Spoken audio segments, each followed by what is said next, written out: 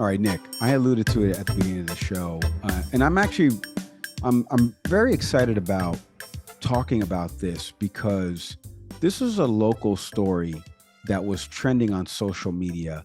And while articles of it have been picked up by national news, again, 24-hour news cycle, I'm not watching every single network. I'm not sure if the mainstream networks have really picked this up. And mainstream, regular television, even like your local affiliates talking about this story. And if you don't know what I'm talking about, let me tell you, because for the past few weeks in Severn, Maryland, there was a gentleman by the name of J'den McAdory. He was 20 years old, and he had an AR style 15 rifle in his hands, regularly standing near a school bus stop in Maryland, in Severn, in this town. So a few miles away from the school, buses would, stop, drop off kids, pick up kids. And he was standing there on a corner, dressed with an AR-15 right over his shoulder, with his hand near the trigger, waiting for kids to get on, get off, not doing anything, no signs around him, no booth, no, just walking up and down, pacing around on that corner. Neighbors called to complain, obviously. Bus drivers started getting leery of dropping kids off. He was really stoking fears. I mean, I'm telling this and I'm afraid right now if this guy was standing on a corner where my daughter's getting dropped off and I got to go pick him up, I could pick her up, excuse me. And it was all in protest of Maryland's Gun Safety Act that was recently invoked by Governor Wes Moore.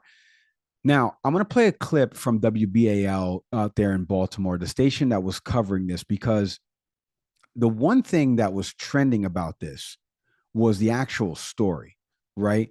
Guy, 20 years old, walking around with a gun, AR-15 style, near a school bus stop, right? That in itself is a story.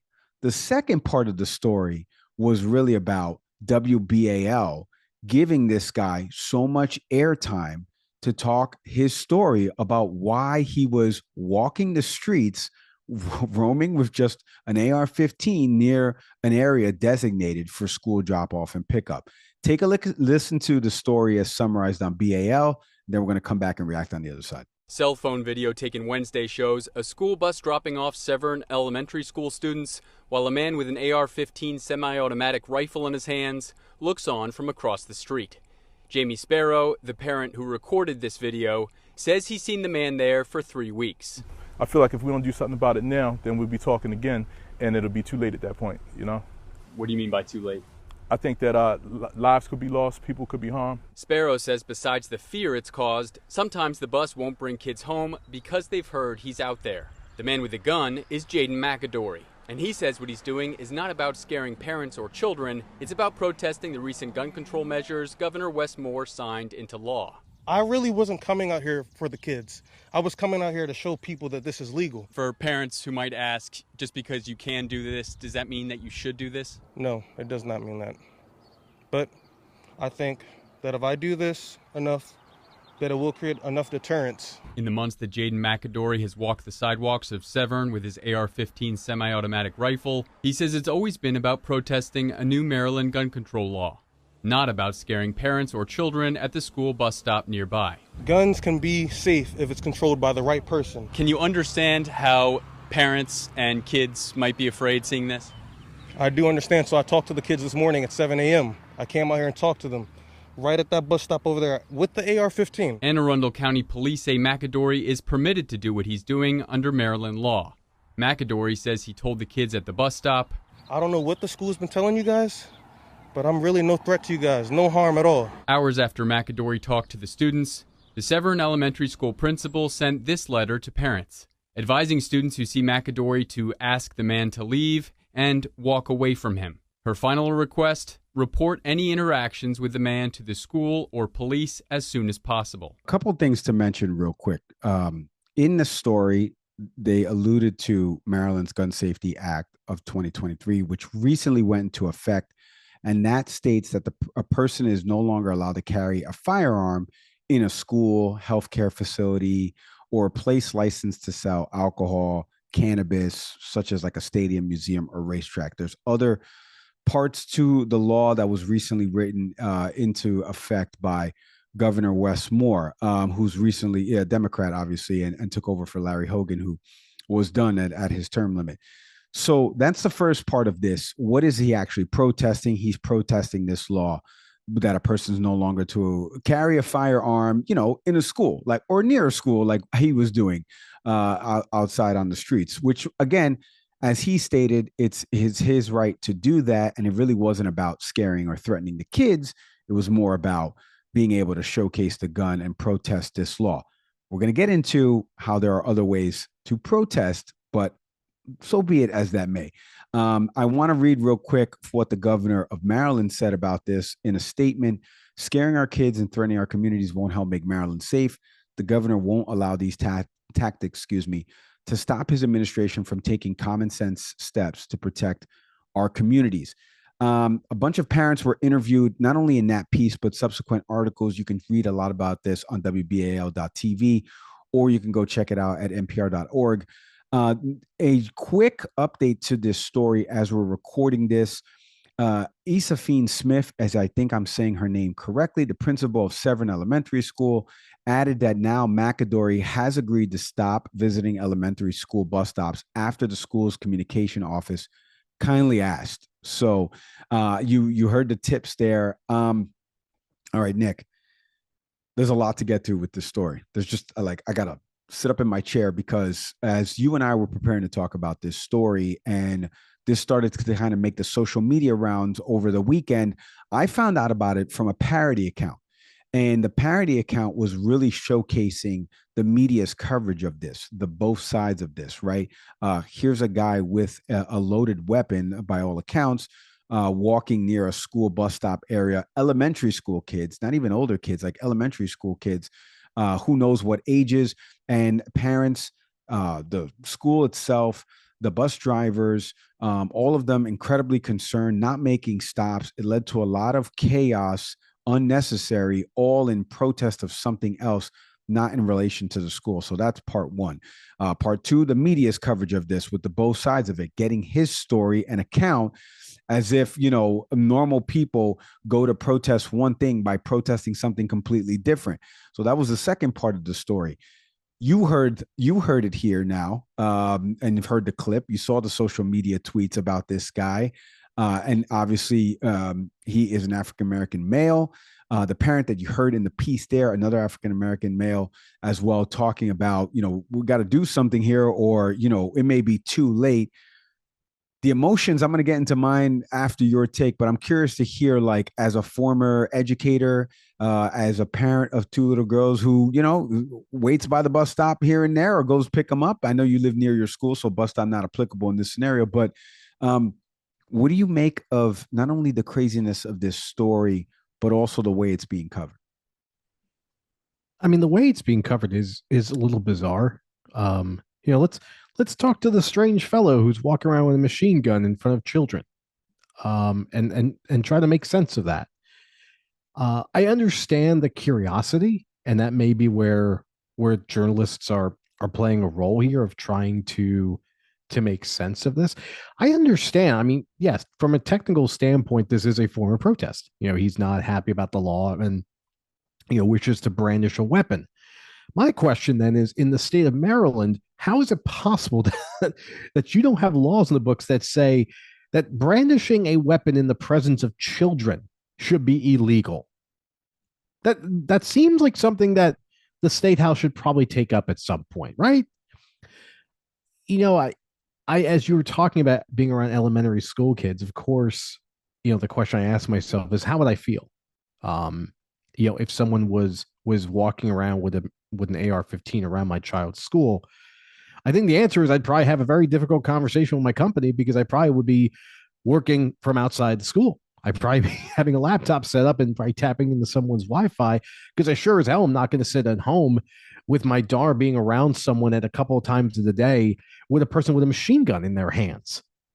That just makes it's absolutely incomprehensible for this person to then say, well, I'm not here to scare the kids, and trying to make this as though this wasn't a contrived effort to get attention. Like, you could easily do this in front of a 7-Eleven. You could easily do this in front of a gas station. You could do this in front of anywhere, perhaps a police station. But no, we're going to pick around kids because that doesn't seem weird or dangerous. it again seems like something that the state should look into. But I understand the curiosity of it. I agree with that parent that if something isn't addressed in some form, this seems like a problem that's going to happen. Um, but yeah, I it's funny because hearing someone walk around with an AR-15, my first thought would be to be apprehensive and give that person space, right? But if this is involving my daughter, as much as I'm not a big fan of that weapon in particular, I feel like I'd have to be around. I'd have to be in that presence because I couldn't live with myself if something horrific had happened just because this person's trying to make a statement. It says volumes about our country. Again, this is a state's issue because Illinois just is in the process of banning assault weapons. But in the state of Maryland, this says a lot that this is acceptable. It's funny, I did contrast this with the amount of attention that was paid to John Morant of the Memphis Grizzlies, right? I mean, Morant had a gun in this car, which in the state of Tennessee is considered legal, right? But we all knew that yes, in the NBA he's going to get into a world of trouble, but it also felt wrong. We all said that, like he's brandishing a gun in a car with his friends. Let's go ahead and take this now to an even more dangerous weapon and in the presence of children. You would think that's more outrage provoking, but we're not as indignant about it, which seems strange to me. So, like you, a lot of things enter my head, but fundamentally it comes down to that this seems like a cry for attention and a really reckless and dangerous way to try to prove a point. Quick break from our pod to tell you about a new pod at Fresh Roasted Coffee, Envy Pods. So if you go to freshroastedcoffee.com, my partner's shaking his head. That's a good transition. Are you kidding me? It was good. No, I shook my head. I was like, that's brilliant. Thank you. Thank you. Because I saw this picture earlier. I was like, I saw what you're doing. It is pretty good. That's right. So listen, the new Envy Pods over at freshroastedcoffee.com, the official sponsor of Can We Please Talk, environmentally safe, compostable. You can go check these out at freshroastedcoffee.com. When you open up the package, it smells delicious. I'm telling you, you can't smell it on here, but I promise you that when I opened this morning to make my cup of coffee, it was delicious. Head to freshroastedcoffee.com today. Use the promo code CANWEGET20 for 20% off your first order, or hit the link in our show details. A couple things I want to echo there. First off, you mentioned about plugging in the Wi-Fi and setting up at the school. Yeah, my daughter's going to be sick until the crazy guy that's a couple blocks away with the AR-15. She's not going to be in for the next couple of weeks. Now, there may be some parents that listen to that and say, well, you can't really, stunt their development, especially at different grade levels and stuff like that. Maybe, who knows? Who cares? For me, I'm just using myself as a scenario. My daughter's not going to be going to school until that person is not around anymore. I would love to have heard some of law enforcement's responses to this, because I don't know, and I couldn't find any press conference clippings. I know they released a statement saying that he's within his right to do that, but obviously people in the community felt threatened. I want to mention again, this was not at the school. This was nearby the school at one of the bus stop routes. So within maybe a mile or two of the school, not too far away. It's a residential area, a lot of houses, very open, wide open streets. So you can't miss them. Not many people are walking these streets because it's a long walk. A lot of places you got to drive in Maryland. And so you're not going to miss this guy. Forget the AR-15 style. Like, nobody's walking these streets, at least from the B-roll that they were showing in this video. So you're not going to miss him first, and then you're not going to miss him because he's got this huge gun. My takeaways for me are, I'll get to the media part second, because I do get the media angle of it, and I'll explain in a second. But the first part is, as a parent, my daughter's not going to that school. And the second thing is, we've got to get back to talking about what is happening at the local and state levels with respect to gun enforcement and gun regulation and gun safety, and protecting for not only our kids, ourselves. Like the Allen, Texas shooting happened as a family got wiped out, Nick, as they were going to return a present for one of the kids. Like, that kind of stuff happens, and in this country, at a multitude of places.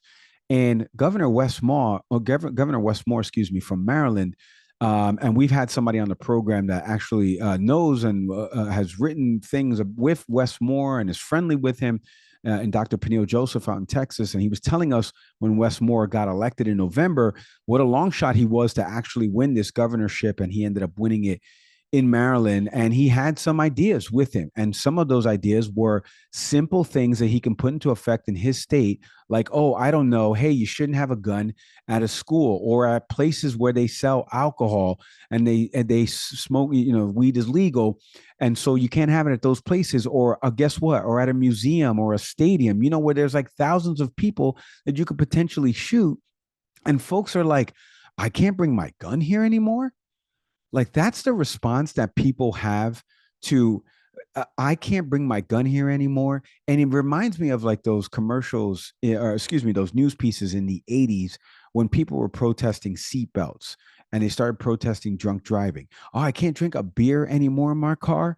Like, and when you start watching those videos back now, the time capsule type of way of watching it, and you're just like, wow, people really believed back then that they should have the freedom to just get behind the wheel of a car and just, drive recklessly after a few drinks. Now, again, people have done it.